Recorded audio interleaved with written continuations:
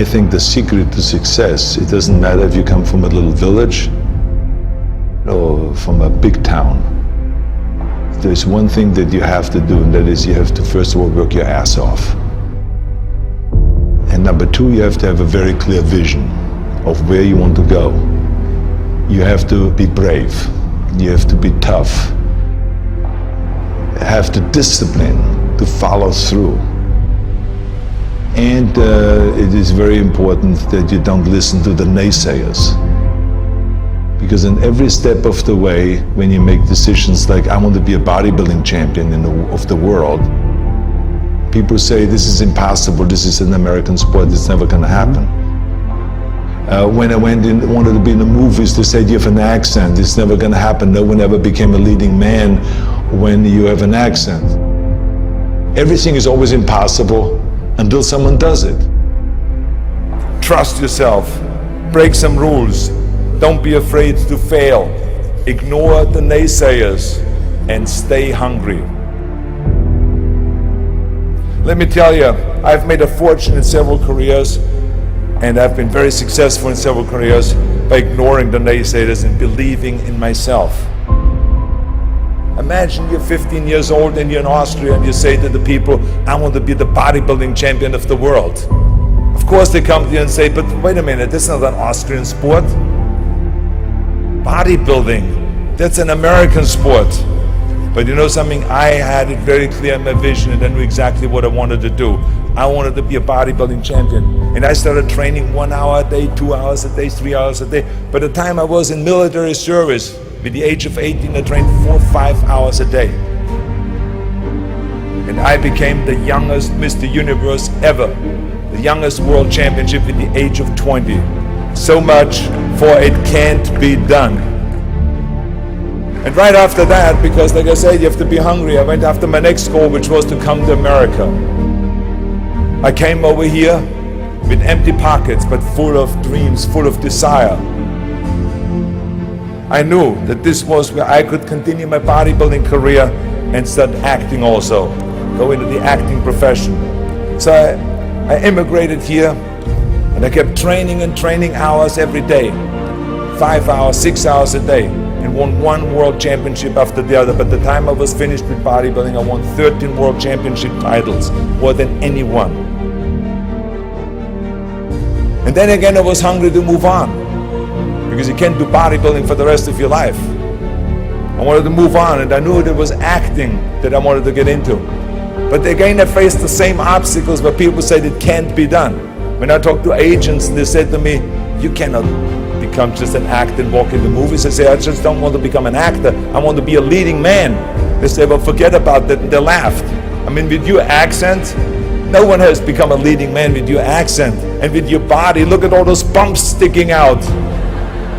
This overdeveloped body they were in 20 years ago when they did Hercules movies, but now it's Dustin Hoffman, it's Al Pacino, it's Woody Allen. Those are the new sex symbols, don't you understand it? Look at you.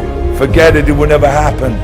And with your name, Schwarzenegger or whatever your name is, I can see that already up there on the billboard. It's not gonna sell any tickets. But you know something, I didn't listen to them. I started working very hard, just like in bodybuilding. 5, 6 hours a day. I went to acting classes, speech classes, dialogue classes, accent removal classes. Everything that you can think of, I did. And slowly everything started happening. All of those liabilities that they talked about started turning into assets. When I did Conan the Barbarian, the director came to me and he said, if we wouldn't have you, we would have had to build one.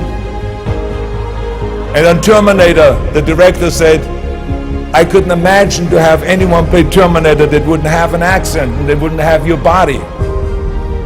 I cannot imagine the line, I'll be back, with a normal American accent. It works so perfectly that you have this German accent. So all of those things that they say the liabilities became an asset.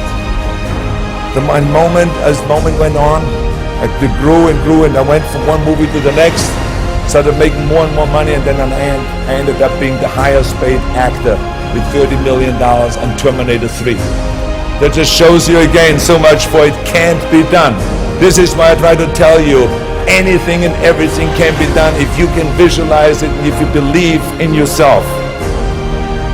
never give up and never be afraid of failure, because otherwise you box yourself in and you limit yourself. I was never afraid to fail when I ran for governor. I was never afraid to fail to tackle anything, because you should not be afraid of failure. That's just part of life. Work your ass off. There is no magic pill. There is no magic out there. I'm a big believer in there is no such thing as a self-made man. Because so many times people say that you're a self-made man, you're the perfect example of the American dream and this and that. And these are all great compliments, but the reality is, as I always say, that you can call me anything you want. You can call me Arnie, Schwarzi, Governor, Schnitzel, whatever you want to call, but don't ever call me self-made man. Because I would not be here if I wouldn't have had parents that were dedicated and gave us the love and the affection and the discipline and all of the stuff right from the beginning. I wouldn't be here if I wouldn't have had the help from so many bodybuilders in Graz that helped me. Then all the way to Munich, Albert Busek, then Joe Weider that brought me to America. He brought me to America and he gave me the confidence. He paid for the first apartment in Santa Monica. Without that, I wouldn't have made it. So how can I say that I'm a self-made man? Including when I was governor, I had 5 million people voting for me. Every one of those people that voted for me helped me to become governor. How can I say that I made myself, right? So this would be nonsense, ludicrous. So this is why I say those are the things that I think were important for me to be successful. And like I said, it doesn't matter then from what village you come from or anywhere. You have to recognize that, and those are kind of the elements that make one successful. Right away from bodybuilding on, when I worked out, I didn't just lift for myself. I wanted to lift the entire sport.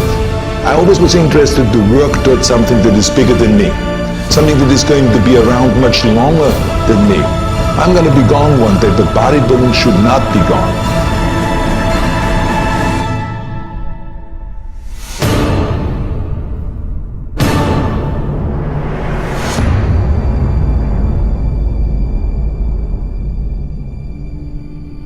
No matter how successful you get, no matter how old you get, you always have to be hungry for more.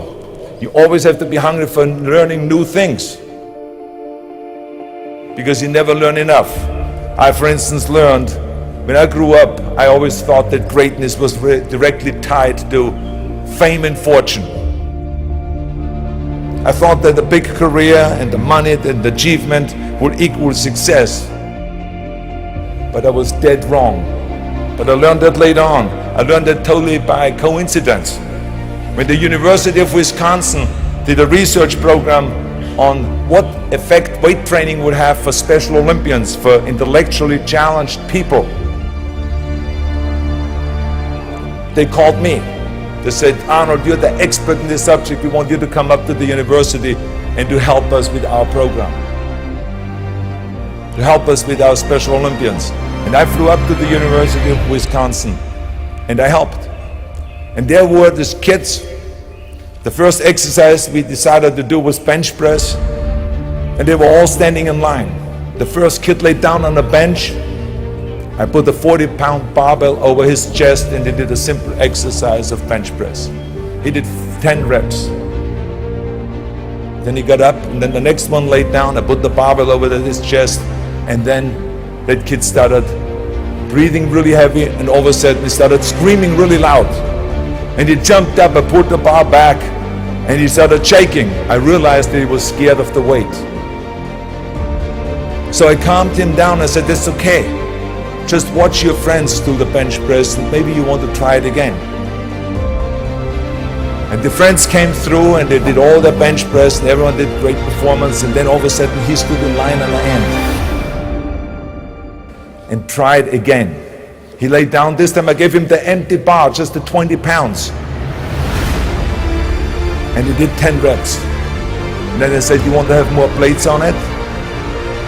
More weight? He said, yes. So I put 2 more plates on it. Now it was back to the 40 pounds that he had earlier. And he did 10 more reps. Then he said more. Then I put 2 more plates on it. Now it was 60 pounds. He did another 10 reps. And he said, more. He did then 80 pounds. Then I lifted the weight off and he jumped up, high-fived everyone, and he was so excited. And it was a real eye-opener for me, because when I saw that kid going from terror to self-confidence in a short period of time. So I want you to remember, have a vision, think big, ignore the naysayers, work your ass off, and give back and change the world. Because if not us, who? If not now, when?